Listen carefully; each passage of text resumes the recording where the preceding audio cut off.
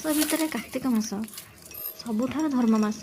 ସମସ୍ତେ କୁହନ୍ତି ଯେ ସେହି ମାସରେ ବଗ ବି ଆଇଁଷ ଖାଏନି। କ'ଣ ହବ, ପୁଷି ବିଲେଇ ଆଇଁଷ ନ ଖାଇଲେ କ'ଣ ରହିପାରିବ?